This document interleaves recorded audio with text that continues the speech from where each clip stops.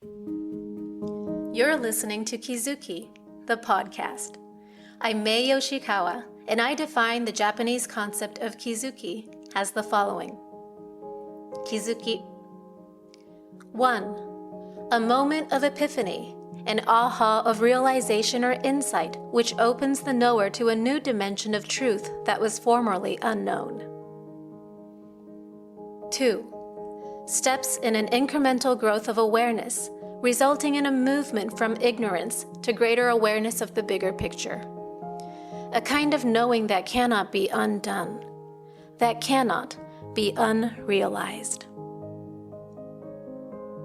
As a longtime yoga and meditation practitioner, a world traveler, and curious self-explorer, I'm obsessed with kizukis.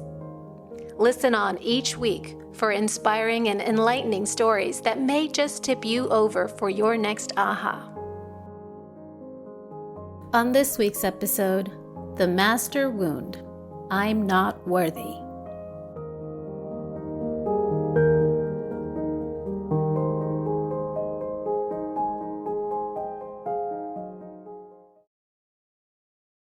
I think I may have just had one of the biggest kizukis of my life. And I don't say that lightly.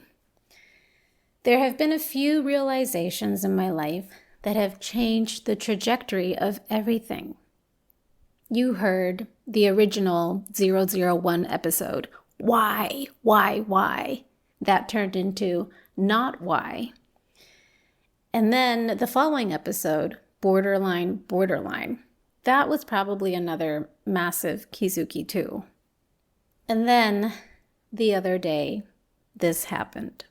This kizuki felt like the mother of roots, something that felt so close to the core of me that I am genuinely in disbelief that I have lived this many years of my life without knowing it was there. Strangely enough, the doorway into this kizuki was the topic of money. I was listening to a podcast about receiving and the unfamiliarity of receiving for many women, because it's like we have some level of issues feeling supported and held by the systems that we wish could support us. As I was exploring that internal sense for myself, I noticed this slight feeling that came up for me. It was like I sort of kind of felt bad sometimes to receive. A sense of guilt, you might call it. But then I wouldn't have immediately associated the word guilt or guilty with receiving. It was sly. More like some part of my system just minorly felt bad. Was I being modest or humble? I don't know what it was, but I was sensitive enough not to let that noticing slide. And I kept investigating this subtle sense of, I feel bad to receive this or receive this much, whether it was money or recognition or something positive. Then the word that came up for me was Japanese, 申し訳ない, which is an apology. It's like being apologetic for that receiving. So I stayed with the sense, and it became, well, I feel bad, like I'm a burden or something. I feel like I might be imposing upon others.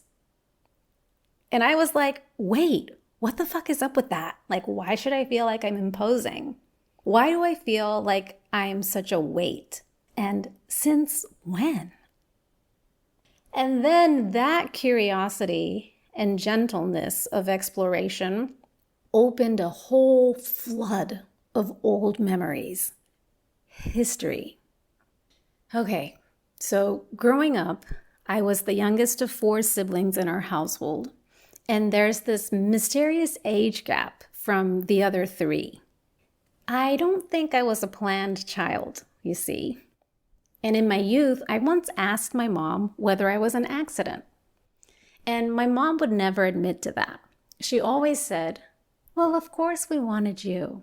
And that was that. But let's just say that that wasn't the consistent message that my child self was gathering in her upbringing.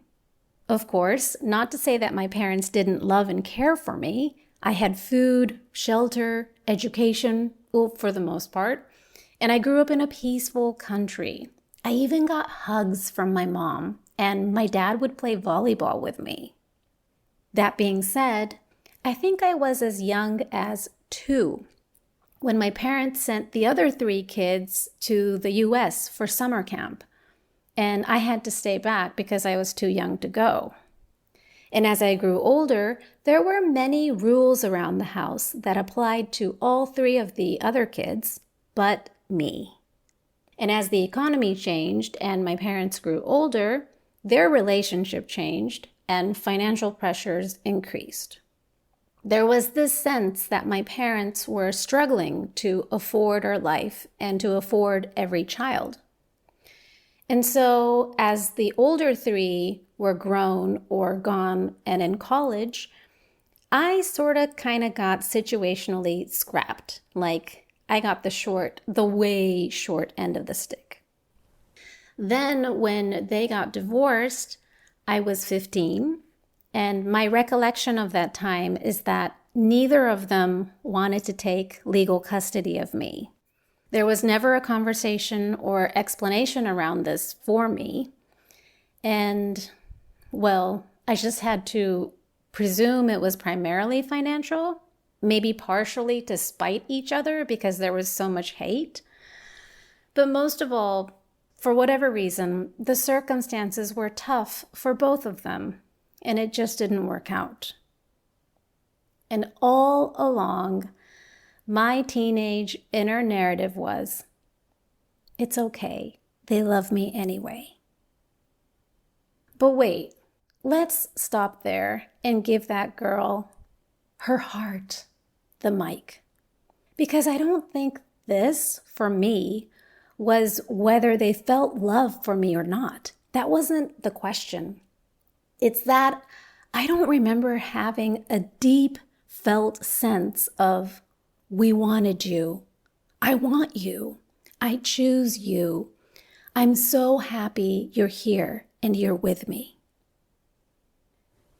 For me, the bottom line was always a question, or 2, or 3. Do I get to be here? Do you want me here? Am I worthy of existing?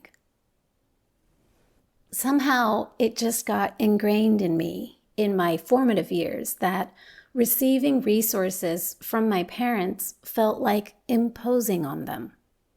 I felt like such a burden asking my own dad to support my tuition and my living, and he couldn't. And again, there was never an explanation. I just sort of had to read between the lines and figure it out. So soon enough, I stopped asking because I decided I'd better do it on my own. Oh, and as for my mom, I've mentioned before that a couple years after the divorce, she developed a neurological illness. So once again, no conversation, bigger issues, and it just was left up to me. And we've touched upon this time and time again in my podcast. But the thing is, it's not even whether it's true or not, or what happened or not in terms of facts, but the psychological truth that a child infers meaning from experience. In other words, when the parents are struggling financially, a child doesn't necessarily think, oh, my parents are stressed about money. She instead realizes, I am a burden, and my existence is a struggle for my parents. And in my case, that was pronounced because I'm the 4th and last kid. It was easy for me to feel like the extra because what my sisters had and my brother had, those options weren't extended to me. I just felt like the too much that they couldn't afford. And that was reality. When I came to this realization, I just cracked open. Oh my God. Something in me, something so deep and old in me, actually thought that her existence was in question, that she might not be worthy to be here because she felt like her life is a burden on her parents. I was in the car by myself, and I repeated under my breath, "Oh my God, oh my God, oh my God." I didn't know I felt this way my whole life. I mean, I knew about my childhood wounds. I knew about my abandonment wounds, my former perfectionism and hyper-independence.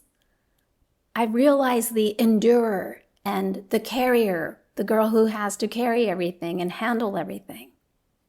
Oh, but that underground sub-hum, not even strongly formed like a belief. It was sneaky in the form of these humming questions. Do I really get to be here? Did you want me here? Am I worthy of existing? I had never seen this. And then the phrase came to me. I never felt chosen. I never felt chosen, and because I never felt chosen, I never felt worthy to exist. I could just never be sure of that. And right there in the car, I just burst into tears. As painful as it was, suddenly so much of my life made sense. This one, the one who could handle everything, the one who didn't want to need too much or to take up too much space, the one who learned to carry herself through hardship and through whatever life throws at her. I think for me, in my younger years, it was like the engine was, if I'm good enough, maybe they'll finally be proud of me. All without being verbalized, that was just the energy behind it. Maybe somewhere in my heart, I was longing, hoping for them to finally see me and choose me. Like, oh, she's good. We're proud of her. We're actually glad we had her, our fourth. I don't want to say that every beautiful thing that I've created in my life came from that wound, that engine that was running from a wound. But I am beginning to see that this engine underneath was so much of my doing. It was powering so much of my doing. And it was so automated that I didn't know that it was what was running me. This brings me back to receiving, because how does one feel she is worthy of receiving if she's not even sure she's worthy of getting to be here in the first place? Ugh. And all of this is still pretty fresh for me. I'm still in the process of metabolizing and integrating. But I thought to share this messy middle with you, because if there's anything I know for sure, I know for a fact that the question, am I worthy? Am I enough? Is a collectively shared cry. And many people are looking for the answer that would finally suffice this hunger. Even I knew I had it too. But even in knowing that I had that cry, I still hadn't been able to undo it until now. And I think it might be because the question, am I worthy, requires a follow-up question, like worthy of what? Am I enough? Enough for what? And for me, the bottom line was enough for existing, for getting to be here, worthy of existence itself. Because if somewhere very early in life, the child me had concluded my existence imposes upon other people, then of course receiving support can feel like something I needed to apologize for. 申し訳ない. I'm sorry I need this. I'm sorry I'm taking up too much space. I'm sorry this costs so much. My life costs. I'm sorry that taking care of me and supporting me requires so much from you. Which brings me to another key piece, and it's gratitude. You may or may not have noticed that for a personal development and realization-based podcast, I don't often talk about gratitude, except to say that I should be grateful doesn't work, because shaming yourself into I should feel grateful is totally counterproductive. But the hard truth is that I've struggled at different points in my life to truly tap into the feeling of gratitude for life, for getting to be here. I mean, I can appreciate things. I can recognize beauty. I can be deeply moved. But that full-bodied sense of, yes, I am so grateful for my life. I am so glad I am alive. That has not been easy for me to access. And now I finally think I understand why. Because gratitude for life asks something incredibly fundamental of us. It asks us in some way to feel, I'm glad I'm here. And how could I'm glad I'm here fully land if underneath there had been these questions of, am I even supposed to be here? Are you sure? So for me, the progression, it's not, I'm sorry I'm here, straight into, I love my life. Thank you. I'm so grateful to be alive. No, because we need stepping stones. Like, that's just too far out. There's something else. There's something else that has to come first. And I want to welcome you into this moment. Because if any part of you, like this part of Mae, little Mae, feels like she's even remotely sorry, or that it's questionable that she's here in the first place and taking up space, this, brothers and sisters, this is what we're meeting this child with. My darling, please don't apologize. We're so happy you're here. You know what? I'm sorry. Because no child should ever have to question whether or not she was wanted. We're sorry. We're so sorry you ever had to feel that way. For me, today, It starts as simply as this. Yes, I get to be here.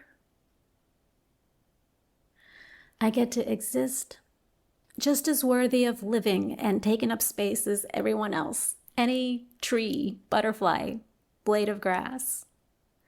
In fact, I get to grow, express, be as loud, and take up as much space as I want, now, without being wired to look out for whether my parents or someone else or the world even wants it or asked for it. I get to because I can.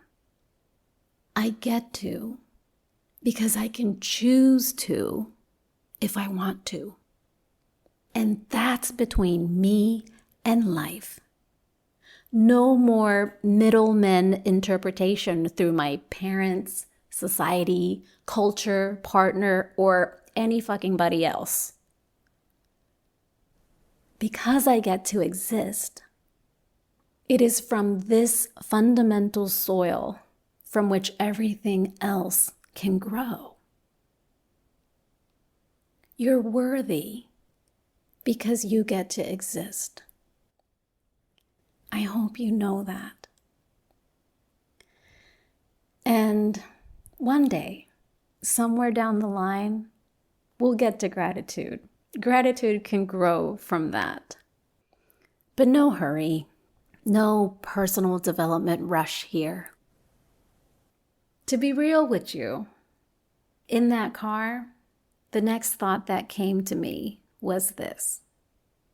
If I don't need to apologize for my existence or taking up space, and I don't have to make up for it by being useful or efficient or productive or by earning my place, I don't even know what engine will run me anymore.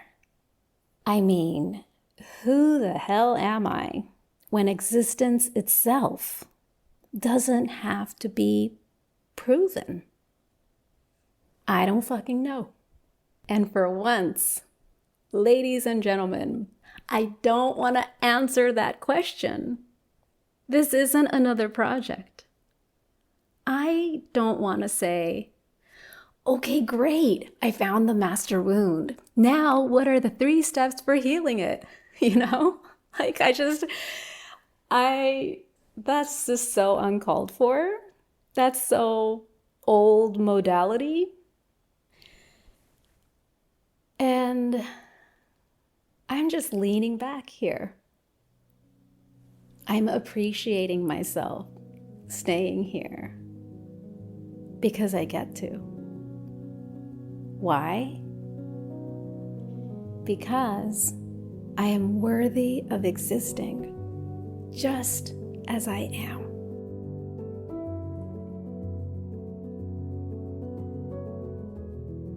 Thank you for listening. I have 2 exciting announcements to share with you. First, registration for the next Kizuki journaling session, online and in English, is now open at maey.live under Sessions. It's happening on September 21st in North America and September 22nd in Japan, Australia, and this side of the world. Kizuki journaling is a simple method that uses just 3 journal prompts interwoven with guided meditation to help you uncover the hidden beliefs shaping your life and open the door to a Kizuki moment, a realization that can shift the way you see yourself and your life. I'd love for you to join me. And second, I recently started new Instagram and TikTok channels dedicated entirely to Kizuki. You can check it out at Collecting Kizuki. Come find me there and DM me if you have any questions or if you'd like to share your own Kizuki moments with me. Until next time, may your next Kizuki gently find you.